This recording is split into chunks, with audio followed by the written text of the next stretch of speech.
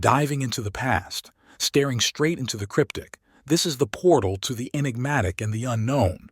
This is where history's shadows, secrets of the occult, and the interweaving secret plots come to the light. Unravel the secrets lying dormant for ages, waiting to whisper their truths. From ancient civilizations' perplexing enigmas to modern-day conspiracies that shake the very foundation of belief, we explore it all. Witness testimonies, expert analyses, and a touch of skepticism. We're not just telling stories, we're seeking answers. Histories, mysteries, and conspiracies, where every mystery is a story, and every story holds a mystery waiting to be solved. Join us. Creativity is thinking up new things. Innovation is doing new things. Theodore Levitt. In 1961, Professor Doru Todoriciu of Bucharest University made an astonishing find. He discovered in the state archives of Sibiu, Romania, a document full of illustrations and descriptions of rocketry and space travel principles, which is known today as the Sibiu Manuscript. Originally written in German by Konrad Haas, the 450-page manuscript includes technical data on artillery, ballistics, and a mysterious potential rocket launch from 1550 in Sibiu, Romania. Could these ancient manuscripts rewrite the history of human innovation, revealing a technological knowledge centuries ahead of its time? Haas was born in 1509 in Dornbach, a village in Hernals, a modern district in Vienna, Austria. Haas is recorded to have served as a military engineer and arsenal master of the Imperial Austrian Army under the Holy Roman Emperor Ferdinand Barmont. It has been speculated that Haas arrived in Sibiu, which was then known as Hermannstadt, a city in the Principality of Transylvania, which is now part of Romania, with imperial troops in his capacity as an officer in the Imperial Austrian Army. In Sibiu, Haas served as the chief of the artillery camp of the city's arsenal. Haas remained in Sibiu for the rest of his life and died there in 1579. The Sibiu manuscript is credited as the first to document ideas like multi-stage rockets, spacecraft designs, and even liquid fuel propulsion. This manuscript dealt with the subject of 16th century artillery and ballistics, especially with the topic of rocket technology, which involved a combination of two other technologies, fireworks and weapons. Haas's very own invention can be found in the third part of the manuscript. Haas' innovation was called the flying javelin, which resembles a modern multi-stage rocket.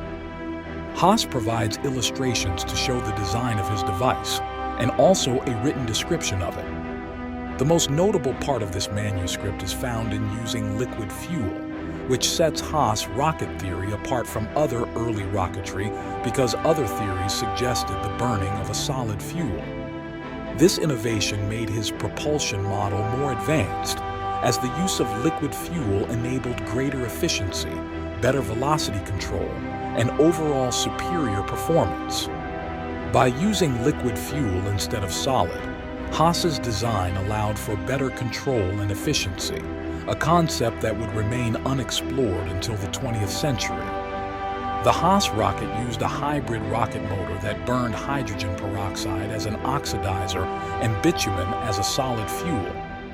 Imagine being centuries ahead of your time and your groundbreaking ideas lying dormant for years, waiting for the world to catch up.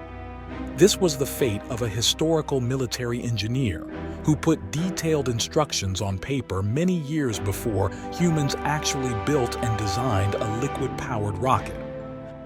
But was Haas truly ahead of his time, or could he have rediscovered concepts from earlier advanced civilizations? As early as the 13th century, the Chinese fire arrow was adopted by the Mongols in northern China, who employed Chinese rocketry experts as mercenaries in the Mongol army.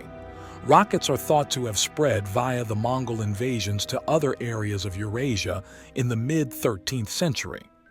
Rocket-like weapons are reported to have been used at the Battle of Mohi in the year 1241. Between 1270 and 1280, Hassan al-Rama wrote his Al-Furusiyya wa al-Manasib al-Harbiyya, or the Book of Military Horsemanship and Ingenious War Devices, which included 107 gunpowder recipes, 22 of which are for rockets. In the Indian subcontinent, mercenaries are recorded to have used hand-held rockets in 1300. By the mid-14th century, Indian armies were also using rockets in warfare. The text shows that a variety of issues about the design were discussed by Haas. Amongst other things, the military engineer described the working principle of his flying javelin, which was the first known description of a multi-stage rocket, the use of delta-shaped fins and bell-shaped nozzles, and the combination of different fuel mixtures based on liquid fuels. The world's first liquid-fueled rocket didn't become a reality until the 16th of March 1926, when Robert Goddard launched the world's first liquid-fueled rocket in Auburn, Massachusetts. The core principles outlined by Haas, such as multi-stage rockets and liquid fuels, would eventually become foundational for space programs like NASA's Mercury, Gemini, and Apollo missions. Although Haas is remembered primarily for his brilliant multi-stage rocket design, it is perhaps also for his wisdom that he ought to be commemorated. How did the turbulent political and military atmosphere of the Holy Roman Empire shape Haas's innovations?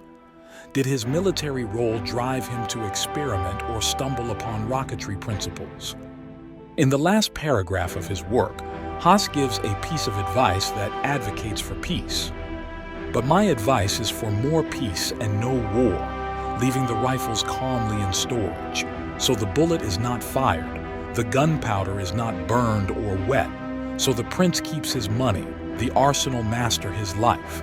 That is the advice Conrad Haas gives. Was Conrad Haas a forgotten genius, centuries ahead of his time? Or does the Sibiu Manuscript hint at a lost legacy of knowledge waiting to be rediscovered? The truth, perhaps, lies somewhere among the stars. For more content like this, share and subscribe.